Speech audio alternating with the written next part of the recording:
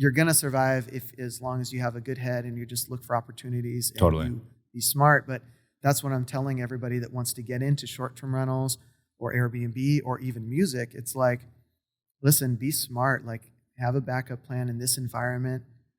If you have a W-2 job, you better be the best dang employee at that job so that you don't get laid off. If you're relying on that income, I know you get this all the time too, is like guys going, I want to start a short-term rental. I want to get out of my W-2 job. I'm like, oh, buddy, let's just cool your jets. Let's see how, Yeah, prove it out first. Be smart about it, yeah. I feel you. All right, guys, welcome to another episode of The Report. Today, I got someone who has been in the music industry as a singer, songwriter. He's toured all over the world doing music, but now he's making money in Turo and on the Airbnb space. I got my man, Gabe Kubanda. Gabe, welcome to the show, brother. Oh, thanks for having me, Rich. Yeah, man. Super excited. I appreciate you coming on. We connected a couple weeks back on our last yacht meetup of the season. And you were telling me your story and the music side and how you're doing Airbnb and Turo now. And I was just so inspired. I was like, dude, we got to get you on the podcast. Thanks so much for having me. That was, by the way, that yacht party was epic. That was great. Yeah. When's the next? I know, right? Unfortunately, that was the last one of the season. We'll do them like May through September. So we'll resume next May of 24, I guess that'd be. That sounds crazy, 2024. Wow, that is coming up quick. Well, it's good. You're leaving us wanting more, right? Like we're waiting for it. Yeah. That's true. Scarcity creates demand. Smart.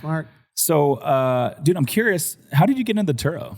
Turo was interesting because I had started the Airbnb journey, and I had a band van and a trailer, like a 15-passenger van falling apart. And I was like, I got to sell this to pay off some band debt because, there was no touring during COVID, of course.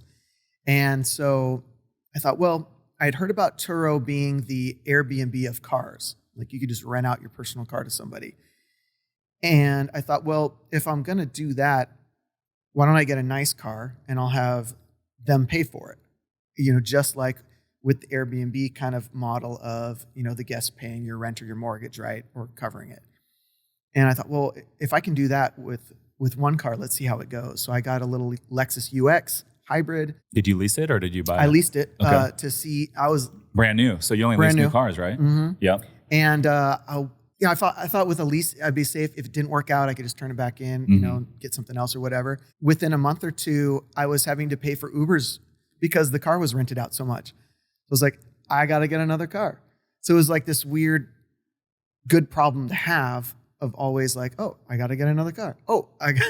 How did you decide on that Lexus and which one was that? Which model? It was the UX 250H. So is that a sedan? No, it's like I guess it's a small SUV. Okay. It was like 3,700, something like that. And it was awesome. $3,700? Or $37K. 37,000, got it. And how did you arrive to that model? Did you do research and you figured out like that was the best ROI? Honestly, no. Okay. I was looking for a Volvo XC. I knew I wanted either an electric vehicle or a hybrid. I really wanted to get something that's gas saving or EV. And I had gotten turned down at the Volvo dealership, like, oh, this is going to be $90K, like you don't qualify. And I was dejected, and I was walking past the Lexus lot, and I saw some new cars, and I just walked in the door, and I literally went out with a car that same day. Nice. Yeah. I love it. And so when you bought the car, you threw it on Turo. Is it similar to Airbnb where you put the property on, take photos, go through the listing description? Yeah. Same thing with the Turo? And the reason why I thought it would work so well is it's so similar. It's all customer service. It's all hospitality. You're providing this thing. You wash it. You gas it up. You have it ready for them. I was offering like free airport rides because we're so close to the airport. That was great. And then I started tying it into my Airbnbs and offering cars with the Airbnbs. And that ended up being a really cool thing. And, I'm still doing it, Yeah. So with that Lexus, what are your typical costs monthly on that? Lease payment, maintenance, and then how much are you averaging in terms of the revenue? Honestly, I don't even know. I turned it in last year and I ended up getting the new Lexus RZ. It's a fully electric the 2023 model that just came out. So that's been really cool. And that's been doing really well on the platform. But I would say, it was basically giving me a profit above and over every single expense, include lease payment, insurance, everything else. For our listeners who are wanting to get into renting cars and stuff, you do need to get a bump insurance on top of your car insurance. What is that? It's kind of like with the Airbnbs where it's kind of an extra liability bump so that it's for people that are renting your car, basically. If something happens to them or the car, it'll kind of cover that segment of it where your normal insurance might not. Gotcha. So it kind of is another safety net. Now, Turo does have insurance built in, and you can set the level of your deductible that you want and the level of coverage that they're going to give you. And then the guest can also set their comfort level. But like if a guest declines and then their insurance doesn't cover something, that's where yours will kick in. There's a little gray area there, so you got to be So the guest technically doesn't have to do it. They don't have to, but then the host is required though. I could sue them, but then it's a lot of legal fees and stuff. I've rented Turo a handful of times. Most recently was out in Kauai. I was out there like 3 weekends ago. What'd you get? And we got a Jeep Wrangler. It was a white Jeep Wrangler 4x4. And that was perfect for the island, A lot of the roads out there, dirt and that sort of thing. But the host was really cool. And she did like the airport pickup. She just said, hey, text us when you arrive. She picked us up at the airport. Her house was like probably half a mile from the airport. So she just drove us to her house. She got out and we went on our way. On the way back to the airport, on Sunday afternoon, we were running late for our flight. So I texted her, I said, hey, what are the chances, we're not going to make our flight if we go to your place. What are the chances we could do the drop off at the airport? And she was like, yeah, it'll be like $50, but she's like, not a big deal. So we did that. But I drove Turo other times where it's like a remote pickup. They're just like, hey, go to this parking lot. The car is there, and then use the app to open and unlock the car, and you don't have to like see anyone. So how does that work on the host side? You get to pick and choose how you want to do it? Yeah, you can actually. And like, especially with airport pickups, a lot of times, how the San Diego airport's just torn up with construction, right? So like if you come into Terminal 1, there's no parking there anymore. So a lot of times myself or my assistant will pick them up at the airport, drop them off at their Airbnb or wherever. A lot of times guests are booking one of my Airbnbs and then also booking a rental car. So it makes it so easy because we just pick them up, take them straight to their house with their car, leave it in the driveway. And then how do you get home? You just take a ride? Well, the beautiful thing is half of my rentals are in the same neighborhood, so I can walk home or walk next door. Okay. Or, take an Uber or whatever, or have my assistant pick me up or something. But honestly, it's been super, super chill. And then when you do leave your vehicle for the Turo Go, is what it's called, you do have to have a car that can have that or have a lockbox with keys or something. Most of my cars have remote unlock anyways, or a key card that I can have like hidden in the car. So they can just get off their flight, get to the car, unlock it with the app, and then the key's there for them to take off. Okay. So that works out. And sometimes I never even see the guests, With the lease vehicle path, I mean, you're looking at what, 15,000 miles a year? I think it's 12 or something like that. 12,000 miles a year. Is that ever a concern or an issue with any of the mileage? It hasn't been yet. Okay. It hasn't been yet. I have a lot of strict rules on my guests in terms of can't go out of state, can't go, blah, blah, blah. So I don't have people like taking it cross country. And most people are probably just driving around town a little bit here and there. Yeah, they want to take the kids to Legoland. Yeah. They want to bounce around. So it hasn't been too big of an issue. I feel like when I've rented Turo in the past, it's really, I'm not throwing a ton of miles on the car. It's just like in Kauai, we wanted to drive around the island, probably put on maybe 100 miles the entire time we're there. Yeah. But there's been other times where I'm just literally just driving to the Airbnb, maybe to dinner, and that's it. Yeah. You know? Exactly. So would you say the Turo outside of the Airbnb component is worth it for someone to get in, or are you saying if you have Airbnbs, that's the only way to make it work?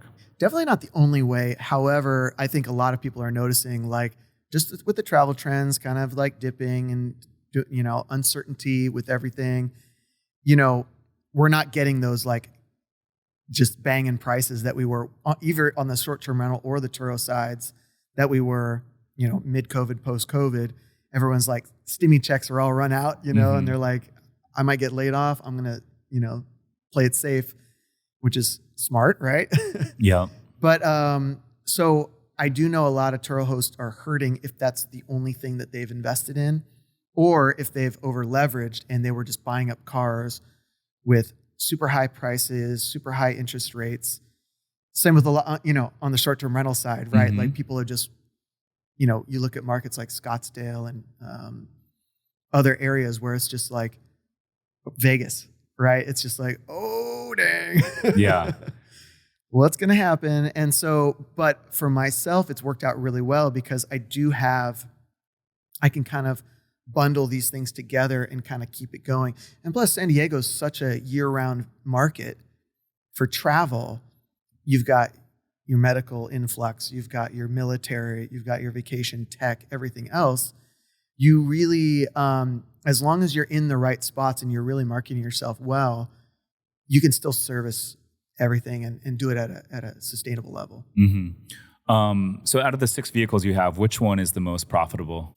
I would say I got a Wrangler as well, Okay. Little 4 T-top. Oddly enough, a 4Runner that has 7 seats for families. That does really, really well. And my 2 Teslas do really well on it as well. What's the most you've ever made in 1 month with Turo? Probably over 10 grand. And that's collectively with the 6 vehicles? Okay.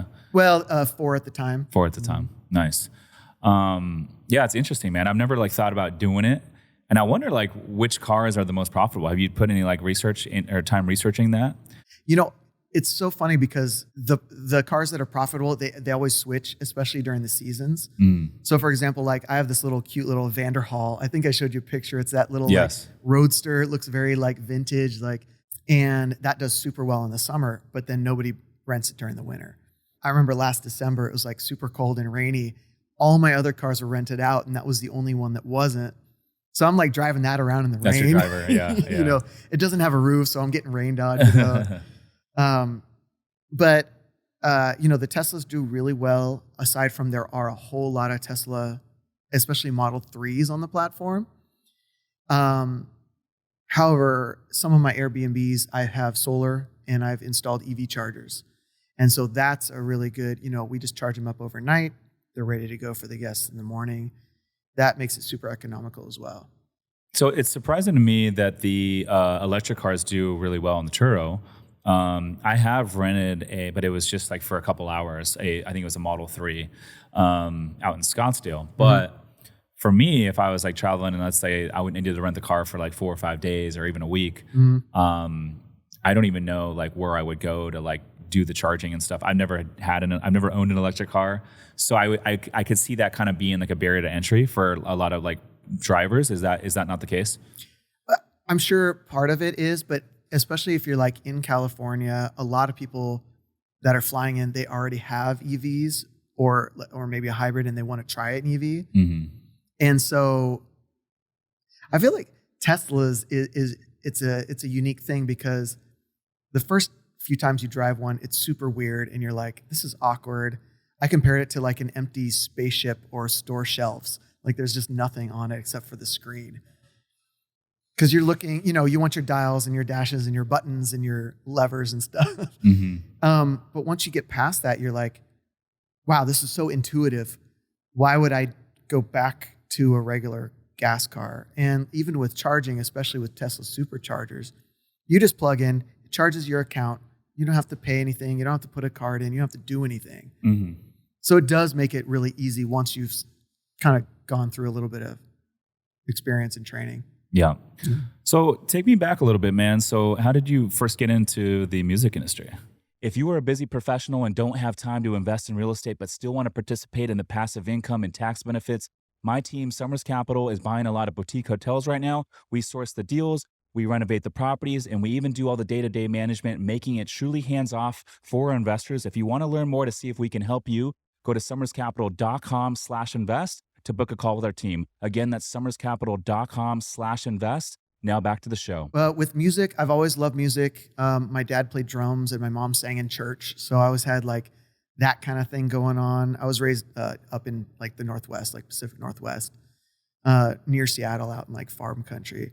It's the heart of the grunge music scene, right? Oh yeah. Nirvana was huge up there. Well, it's funny. I grew up during that era, but I was never allowed to go to any of those concerts because they were like of the devil. Like, oh, they're a bunch of, pot smoking hippies and they're not going to do anything with their lives, you know? And so I would have to sneak out to go to concerts with my friends, like in the middle of the night, to go out to Seattle and actually see a concert or something. So I missed out some of that, but yeah, some of my, my early influences are like, Alice in Chains and Nirvana and Pearl Jam and all those guys. But my parents always had like Motown records playing, Led Zeppelin, all this Jimi Hendrix, all this great music playing in the house. So I think I kind of like got a bug for that, and started writing songs when I was a teenager and just probably had 7 or 8 failed little garage bands, just kind of playing around with friends. Then I moved to LA to go to school at UCLA Extension for music business. They had a music business program. It's kind of like a 2-year certificate program for music business. I think it was one of the first, and it was the only thing I could afford, and couldn't get into real UCLA, And but that kind of started me on the musical journey there, and I had some grunge bands. I did an internship for a management company that managed bands like Filter and BT and the Crystal Method. Wow. Henry Rollins, like all these bands. Got to meet like Tom Morello and Rage Against the Machine and all these guys. And from that, I started getting into, rock music, had a rock band. We toured on Warped Tour. We did a bunch of those kind of things. Ended up leaving that band, starting my own concert tour, DIY concert tour called Epic Proportions Tour. As a solo artist, yeah. Okay. And basically what I did is I would do all the booking, me and a buddy. We bought an old extended school bus that was painted green, and it ran on vegetable oil. Like, we didn't have enough money for gas or diesel. And so basically, we set up this string of shows all across the country from LA to New York and back. And after every show, we would go to a Chinese restaurant and fill up with the used oil vats in the back. Wow. I mean, it was pretty gnarly. That is gnarly. And we built these like little bunks in the bed in the school bus. How long did you guys tour for on that bus? On that bus, about 2.5, 3 years. It got a long time. I'm thinking like 2 months. Nah, man, we were hardcore, man. We were on the road. Were you guys performing with a lot of other artists as well, or was it just you guys? What I would do is I would basically bundle other bands, and we would all use the same backline and same gear. So same drum set, same guitar amps, bass amps, sound equipment. We'd have a buddy doing sound engineering. Were these other bands touring as well, or you were just picking bands in the local areas and you were just mixing them? You guys were the only ones touring. Well, we would pick local bands to come with us, and we started getting bands from other countries coming in. Like, ooh, I want to tour America. Let me come on this bus with Gabe and just have this crazy experience. We started going down to South by Southwest in Austin, performing down there. Sadly, the bus had a short-lived life. We got hit by a semi-truck. Oh, shit. What was that like? Brutal. Luckily, we all survived. There was some pretty messed up injuries, but there was about 10 of us on the bus. And basically, we were driving up to the Bay Area to play some college shows, SFSU and a few others. I think Cal State, East Bay, I think Berkeley was one of them. And literally a semi-truck hit us on the 5 freeway going up past the Grapevine and kind of flipped us off the road. Damn, you guys all flipped over? Like in midair without touching the ground. Crazy. It's a miracle. And you guys probably didn't have seatbelts on, right? Nope. The thing that saved us was most of us were in our bunks. And how the cops and the paramedics explained it was basically instead of getting thrown around the bus and ejected out the windows and getting shredded up, we just were bouncing like ping pongs in this little bunk area. Yeah. And that saved us. Wow. How many people were on this bus during the time of this accident? There was 10 of us. Wow. 10 musicians. That's a miracle, man. 10 sweaty musicians. Yeah. What was the biggest venue that you guys ever toured at? We've done Summerfest up in Wisconsin. It's one of the biggest music festivals, I think, in the world, actually. We were on a smaller stage, but, I think one of the times we played that, we were playing on a smaller stage, and Usher was playing in the stadium.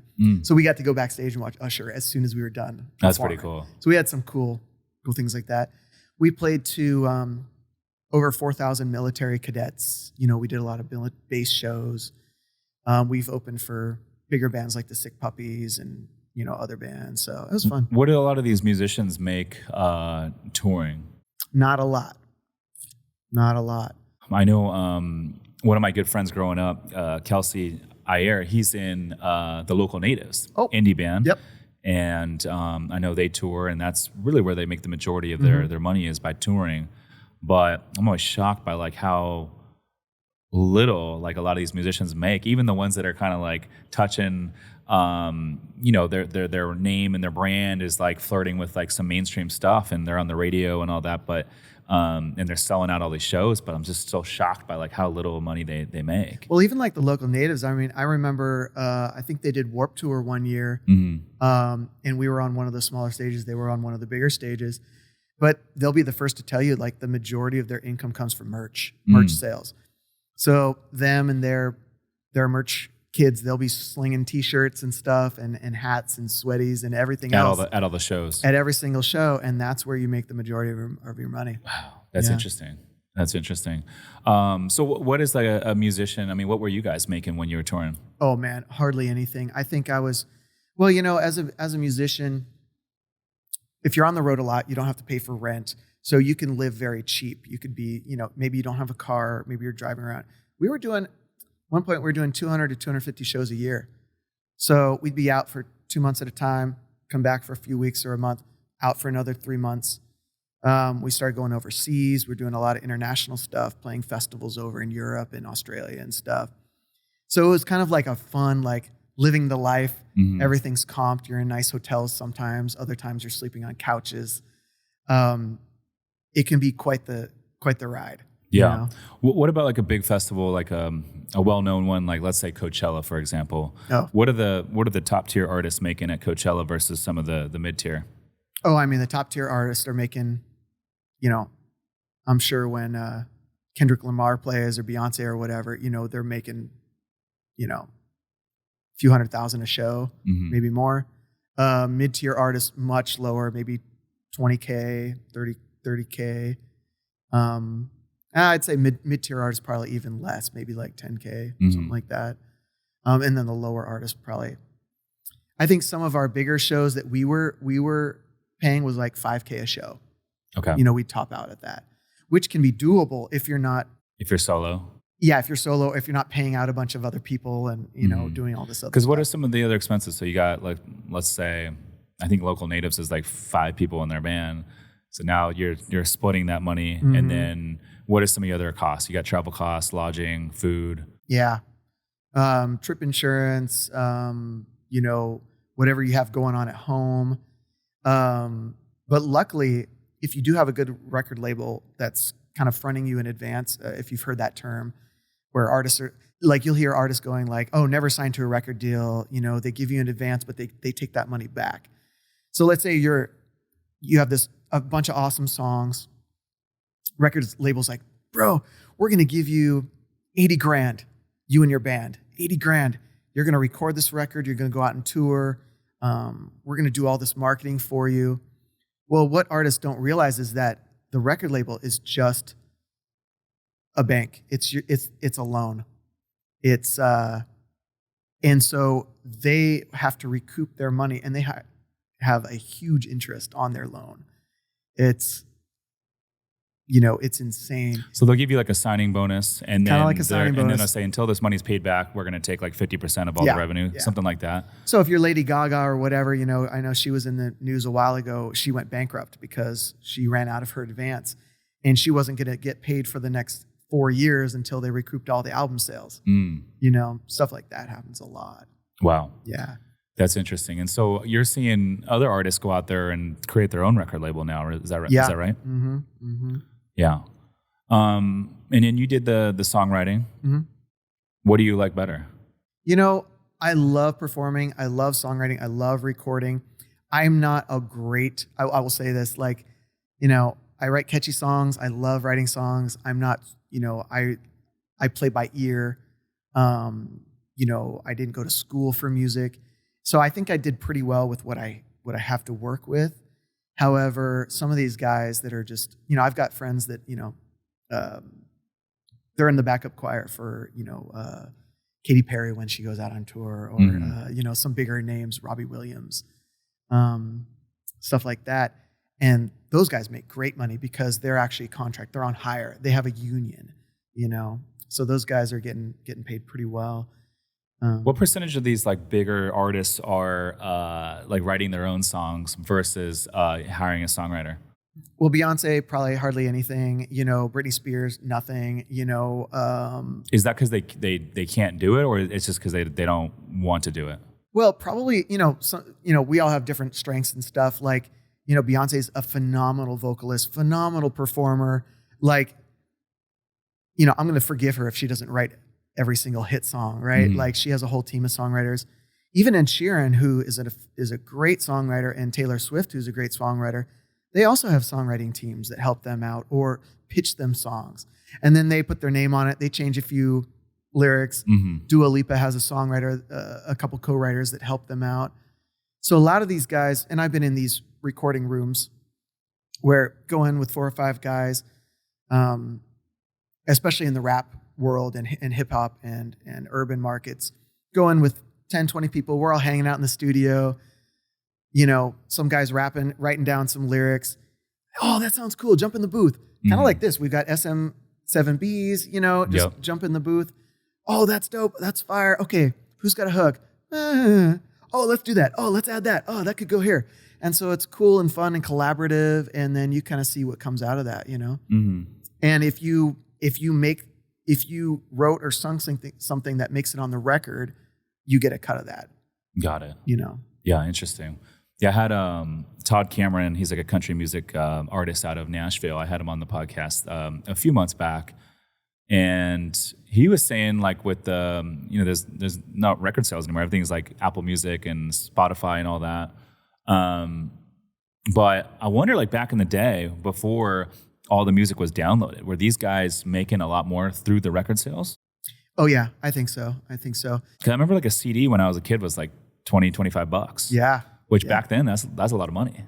And wasn't it the worst when you like got this awesome CD and there was only like 1 or 2 good songs and the rest were like trash? Yeah. Like I feel like that was most albums. But then like, I don't know, I felt like a lot of the songs that I initially didn't like the first time around, like if I just like let it play through a few times, they would like grow on me. That's a good album record where you have, songs that keep growing on you. And I love, man, I'm a big music head. I love it. Yeah.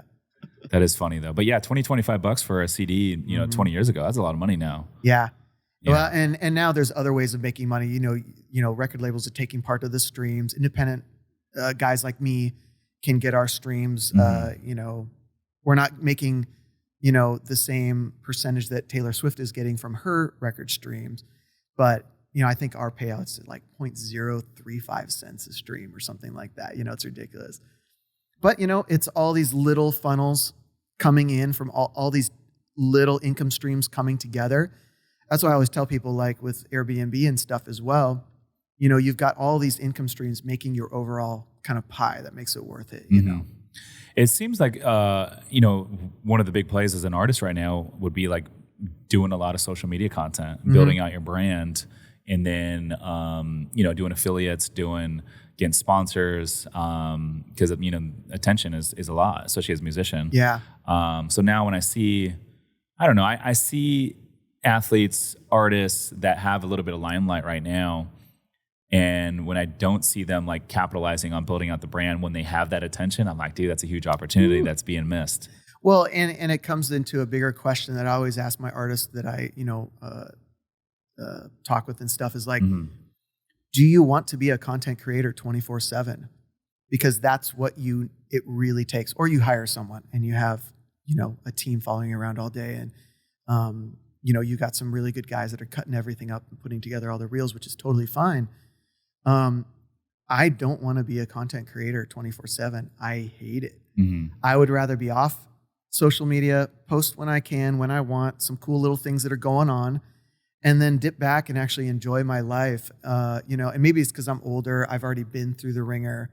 I've been through the music industry, and just did the DIY thing, till my feet bled, basically, And it's like, you got to find that balance for your mental sanity. Totally.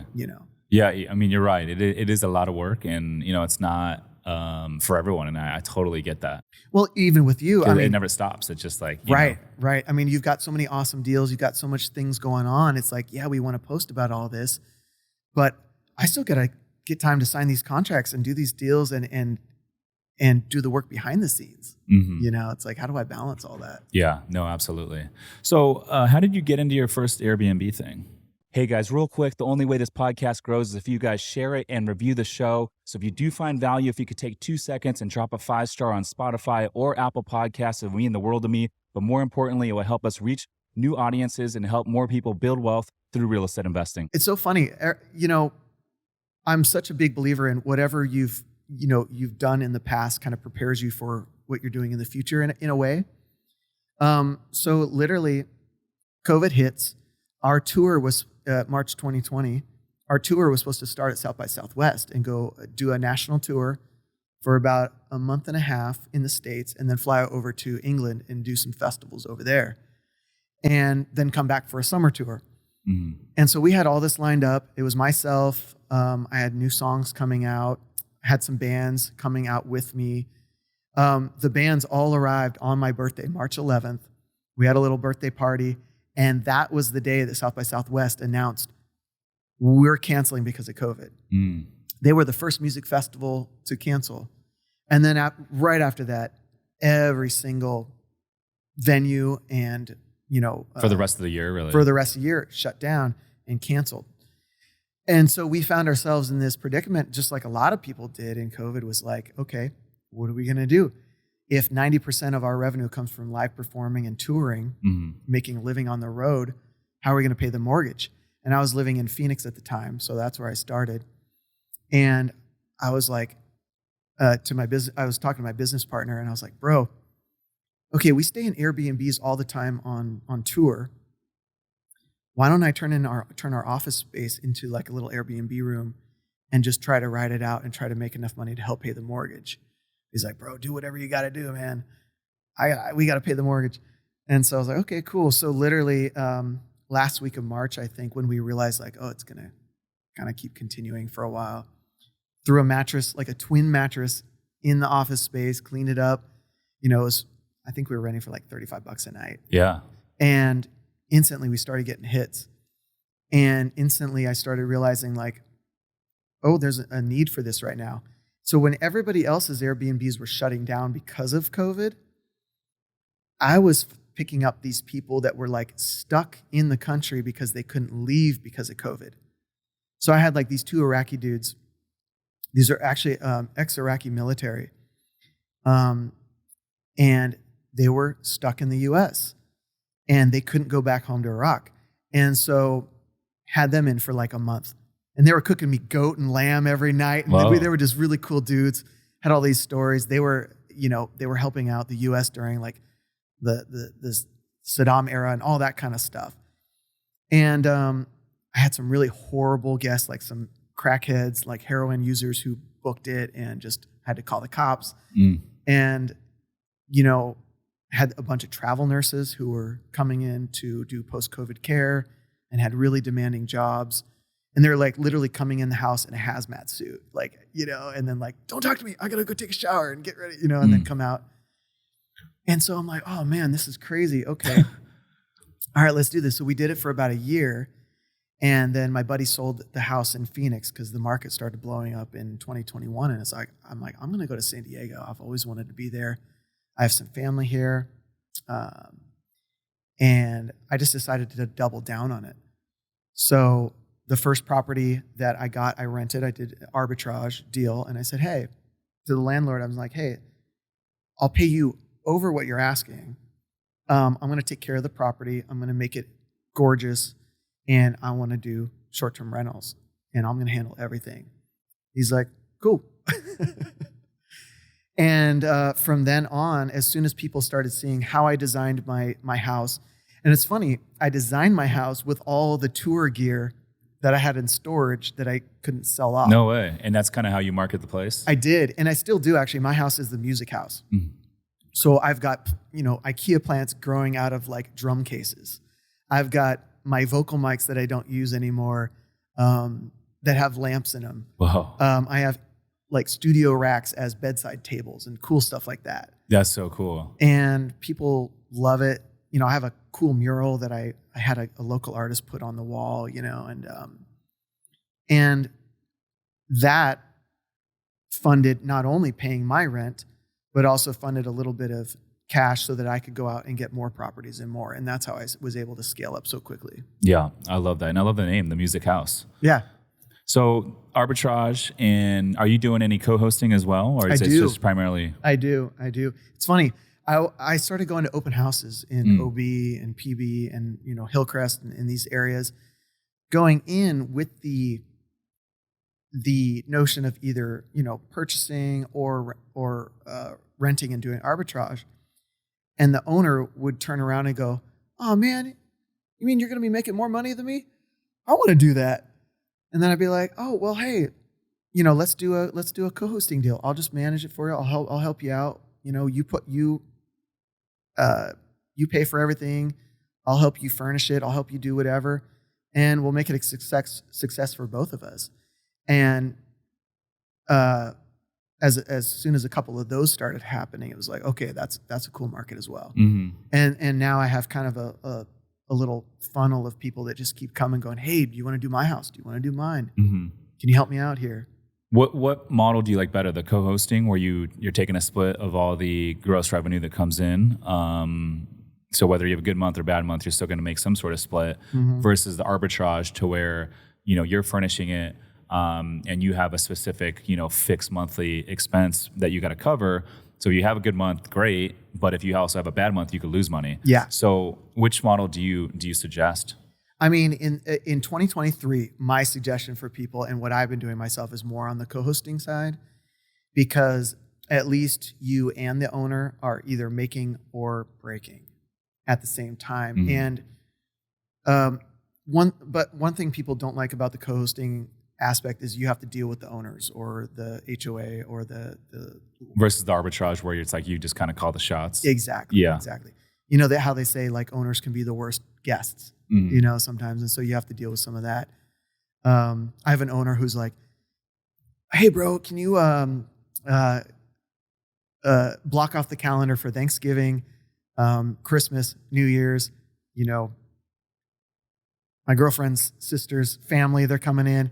And then he goes, hey, how come we didn't make so much this year?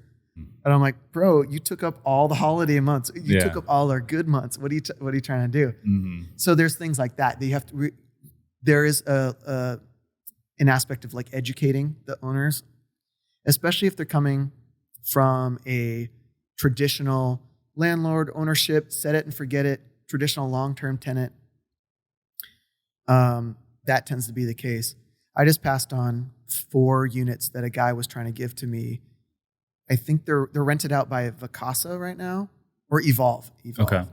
And they're doing the property management for him. And I went to look at him, and they're just trash, man. They're just like crappy furniture thrown in. Nothing matches. Everything's kind of falling apart. He doesn't care. He just wants the income. I'm like, dude, this is going to hurt my rep. This is going to hurt what I'm trying to build, Yeah. And so you don't have to take all the clients, right? Some might not be a fit for whatever reason. Maybe they're not chill to work with. Oh yeah. Yeah. Or maybe they're not going to be a fit for your brand, right? Exactly. And that's okay. It really does come down, there's a lot of interpersonal relations, and you do want to find those people that you want to work with for it to be a long-term success.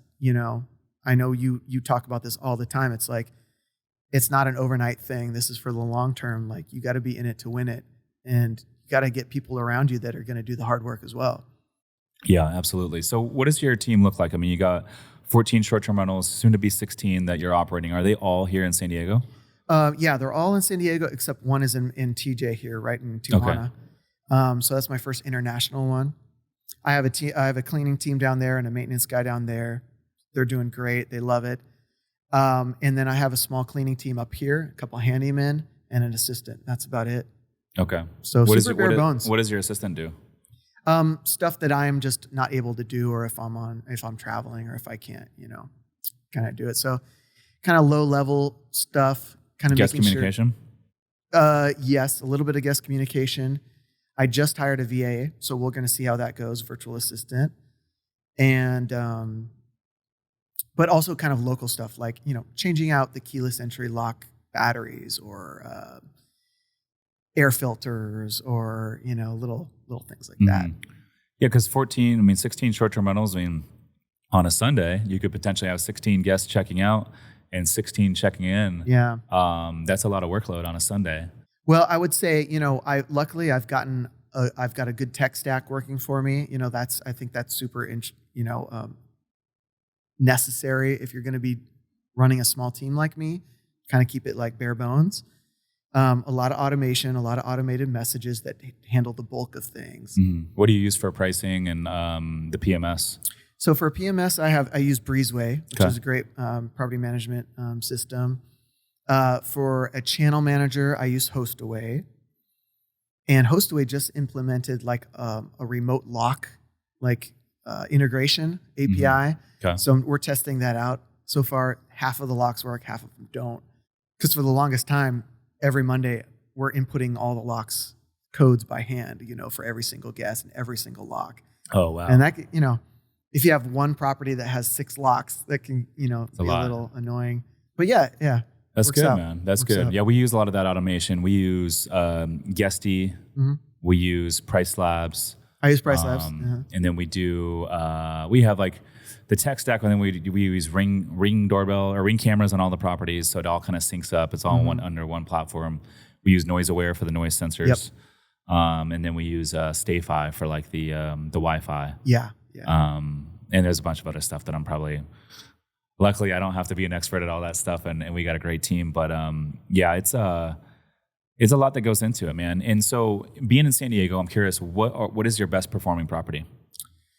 I have my properties range from studios all the way up to large 4-bedroom houses. I will say that the studios to 2 bedrooms do the best in terms of just high occupancy. An easy guess, right? Easier guess. I got one studio in Linda Vista. Oh, perfect. Yeah.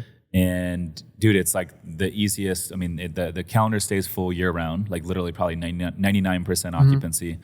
And we don't have to worry about qualifying the guests because it's all solo travelers. It's young couples. They come and go. And that demographic of traveler, they're very tech savvy. So they don't ask a lot of questions. And we don't ever have to worry about them throwing parties. Right. If I'm going to throw a party, I'm not going to rent a studio. I'm probably going to go rent a 6 or 7 bedroom house. Yeah. So you said studio to 4. Yeah. Well, yeah, I would say studio to 2. Those are probably the easiest. Once you get into 3 and 4, yeah, it's more families. It's more, let's say, elderly couples. Yeah. I've got a historical home. It's over a century old. It's like 1907 in Mission Hills right here. I was just coming from there this morning. Gorgeous vintage, just amazing large house, but old homes, old problems, and, a certain type of clientele who has, how do you turn on the Wi-Fi? How do you do this? How do you do that? Part of the job, right? Yeah, no, it is all part of it. I was just at the STR Nation. You were there as well. I saw you were speaking on the panel. That was excellent, by the way. Thank you. Price Labs was there. Okay. And so during one of the breaks, I asked them to kind of do a little deep dive on my properties and see how they're performing. And because I was a little worried about some of them. And they're like, whoa, oddly enough, yours are doing better than like 11% of, the equal type listings in occupancy, revenue, reviews, pricing, everything. And I was like, okay, cool. Woo. Yeah. I feel like, when you look at, because we have AirDNA and we have price tags, but like, I think when you look in most markets, like the 50th percentile of most markets is not very good. No. Even like the 75th percentile is like not very good.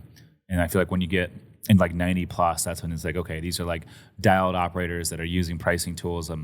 I would say more than half probably don't even use any sort of pricing tool. They're just like, out there using whatever. But it's interesting. And I tell people all the time, I'm like, man, San Diego is the best market that we're in terms of like operations. We don't have to push and pull in these listings. They stay full year round. And then now you got the supply restriction with the regulations. And so I think, you throw those two together and high demand, relatively low supply, and then good year-round weather. And that's a good recipe for a good short-term rental. Yeah, well, and midterm rental, right? Especially with the travel nurses and the government, DOD. How many of yours are you operating as midterm? I do them you don't do that. The same. Okay. The same. So basically, I try to front load the calendar in the future with midterm, monthly or longer stays, and then fill in the short term as they get closer. Gotcha. And I don't know if you've experimented with this, but it's a new thing that's been coming out as Google Vacation Rentals. I don't know if any of you guys, if you guys have experimented around with that at all. I don't know anything about it. The team probably does. The team probably does. Yeah. They're probably on lock. But Google Vacation just launched like 2 months ago. Okay. And so they're trying to get into that market. And what they do is they take your direct website, your direct booking website, and they market that first before Airbnb or VRBO or any of those other booking.com. And so we started to get bookings coming in through that. And so that's been a kind of a unique new little boost, because then you're not having to spend all this money on the Airbnb fees and all that. Yeah, no, absolutely. That's very unique. I feel like with Google having, such high traffic volume to their website with the search engines, and then Google reviews being so huge, it kind of makes sense that they're going to expand into the short-term rental space. I think they're like, ooh, there's a market share that we can grab. Yeah, absolutely. So what do you see next for yourself as you kind of move forward? You've got your feet wet with Turo, short-term rental stuff. So moving forward, like what are you most excited for? I'm excited on a few fronts. One is I've got a few new songs coming out, so that's awesome. The other is I just finished my real estate courses, and I've got to take my final real estate test. And I'm really looking forward to investing early next year in, I think the first thing I really want to land is something like a fourplex and start getting into that multifamily space. Because I feel like that's something that I can really shine and use a lot of my skills and experience to make, just awesome. And then also kind of in tandem with that is to expand more internationally. So I'm really enjoying Mexico. I'm flying to Tulum soon. We're going to be checking out some properties there. And I'm even looking into other places like Italy, Dubai, and some places like that as well. So I'm kind of slow moving on the international stuff. I'm still trying to figure out the processes there and the legalities. Like, for example, my, I hate to say it, but, my house in Mexico is awesome. It's gorgeous. And it's doing well. It's high occupancy and it's profitable. But the taxes are killing me because I'm not a Mexican citizen. And so... is it property taxes or income taxes? It's income tax. Okay. I'm arbitraging that one. So I don't have to be a Mexican citizen you have to be a Mexican citizen to own property or to have a co-host who's a Mexican citizen down there. But not arbitrage? But not arbitrage. But they are taking out massive amounts of taxes, like almost 40%. Through the Airbnb platform? Yes. Interesting. Automatically. Whoa. It's like, oh man, we would have been we can cover all our expenses. We're doing okay. but man, we would actually be really profitable if it wasn't for this thing. So trying to dial in those type of things and then, really hit the gun. And I think that for me, like that's probably the biggest reason I haven't gone international yet is just because, here in the States, it's like the debt and the taxes are very advantageous. And so, all this real estate is depreciated. So, most of the cash flow we make, we don't pay taxes on because of the depreciation. And then in addition to that, right now we are in a high interest rate environment, but, prior to this, last 18 months, when we could borrow money at 3%, it's hard to beat that. Some of these other areas that I travel to, like whenever I travel and I see real estate, I'm like, oh, I'll go and find the local real estate brokerage. I'll go into the office and I want to talk to them. Hey, what's your guys' interest rates? How much do these deals cost? And so when I'm traveling, sometimes I do that. I'm like, these guys are telling me, I was in Turkey last, they're like, yeah, the interest rate environment here is 22%. Wow, that's insane. So, the interest rates are 22% in Turkey. Everyone just pays cash. Yeah. But here in the US, it's on average, you're going to put down 20% or less. And let's just say you're putting down 20%, you're going to get a 5x multiple on your money. And so if I'm buying something cash in Turkey, that Airbnb or that investment in Turkey has to do 5 times as good as the investment here just to break even. Yeah. Now, that said, there's creative ways that you can, borrow money here. You could do a cash out refi on one of your properties in the States and then use that to go reinvest out there, but you're not getting that multiple on your money. So I would say that's one of the reasons I haven't done it yet. Yeah. I do want to do it because I love that, just the idea of especially in these cool cities that I love. So Medellin, Colombia is one of my favorite cities in the world. I would love to have a vacation spot there that I could go use when I go down there, but then also it couples as a short-term rental when I'm not using it. Yeah. So we'll see. But I don't think I'm going to take investor capital down there. It has to make sense. And even, so I was just in Istanbul last month and same thing, and even with the crazy, whatever was it Erdogan or whatever, the whole monetary system is just so in flux. It would not be wise to touch it with a 10-foot pole, and yeah, inflation in some of these countries, it's we think our inflation's bad. We think ours is bad. You're like, wow, how are people surviving? People are going to survive. You're going to survive as long as you have a good head and you just look for opportunities and you be smart. But that's what I'm telling everybody that wants to get into short-term rentals or Airbnb or even music. It's listen, be smart. Have a backup plan in this environment. If you have a W-2 job, you better be the best dang employee at that job so that you don't get laid off if you're relying on that income. Because I know you get this all the time too, is guys going, I want to start a short-term rental. I want to get out of my W-2 job. I'm like, oh, buddy. Let's just cool your jets. Let's see how, Yeah, prove it out. Be smart first. about it, yeah. I feel you. Well, dude, I appreciate you coming on the show, man. Such a pleasure. Yeah, it's cool to connect with you on the yacht meetup, and then to kind of hear your story now full circle on the podcast has been very inspiring, and I'm excited to kind of see where you go next with it, man. Thank you, man. To the moon, Alice. Yeah, let's do it. Absolutely. Listeners, thanks for tuning in. We'll see you in the next one. Peace.